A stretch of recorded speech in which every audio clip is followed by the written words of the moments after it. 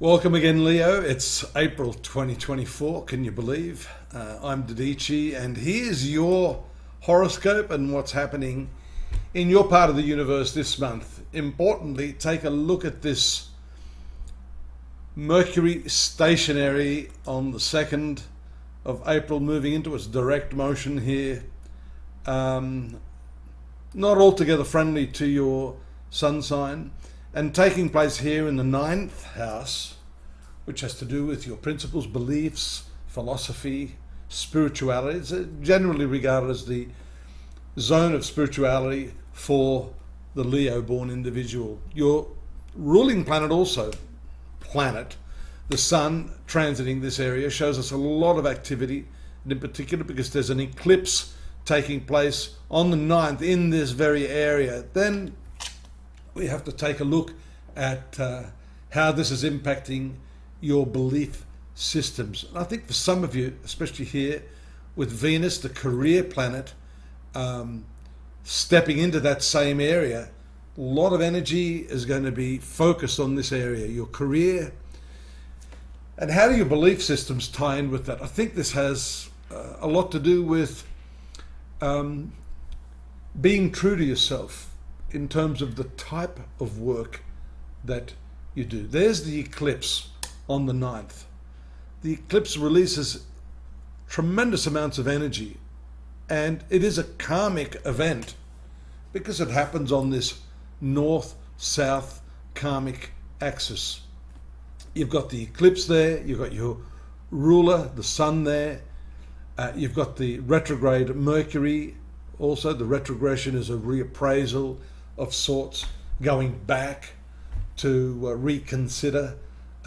So the going back aspect has to do with this south node, the karmic point, reevaluating where you've been, and now the north node, where you want to go. Now, Venus moves into this area too, so you've got a real congestion of energy here in the 9th house. This has to do with reevaluating your skill sets. And when I say being true to yourself, I think this has a lot to say for, the fact that many people actually work in areas that don't befit their talent quotient, their desire nature, their essential nature. So I think the question here, Leo, is what exactly were you born with? What were the gifts that you were born with? So this month, that question comes to the fore. We see again there on the 15th, those hard aspects to Venus, node, Mercury, and the sun from this 12th house, again, the house of the past, looking at where you've taken a wrong step and trying to rectify that now. Many of us find ourselves in situations where, we're not happy. And work is a particular case in point, where I see many people doing jobs that give them the money, but certainly not the inner spiritual satisfaction and contentment. I use the word spiritual very loosely here.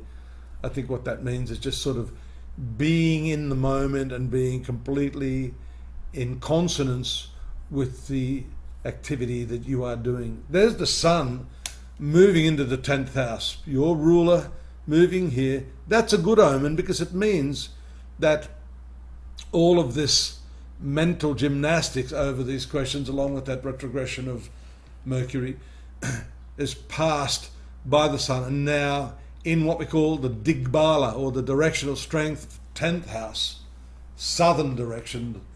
The sun is very powerful here, so great confidence, a great opportunity for you to put your best foot forward based upon this reappraisal of who you are and what it is that you wish to do.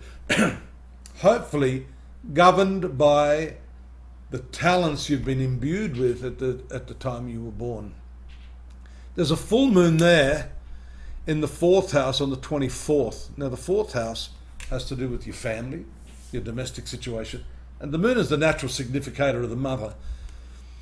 This Scorpio sign is a debilitation area, so the full moon throws a whole lot of emotional light here on the 4th house of your domestic circumstances. And the stationary direct, you see, the Mercury goes direct at that time, along with this powerful sun in the 10th house. That tells me that some of these issues by the last week of the month start to clear up, and then a shift here back to the domestic circumstances, and in particular your mother. So if there are any outstanding issues there that you need to resolve, now's the time to get that out of the way.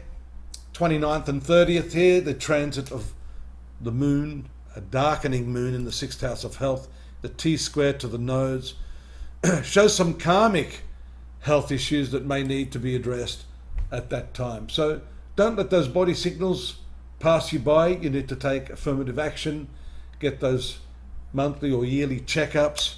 Venus helps finish the month on a very good note. Venus is your career planet, transiting, just sneaking into that 10th house, albeit a little bit weakened by its proximity to the sun. I'm going to talk about that more in depth in your May 2024 forecast, which I hope you'll join me for. But in the meantime, don't forget to pop on over to astrology.com.au. Kay has put in all the links there, my faithful assistant. She has given you the opportunity to go over there, read what else we have on the month, the year. We've got the yearly forecast there to help you get a handle contextually where your life is going. And I do hope you'll join me next month, but don't forget to subscribe as well. We need your subscription. Drop me a line if you want to have a word. I'll be happy to send you a response. See you next month. Bye-bye.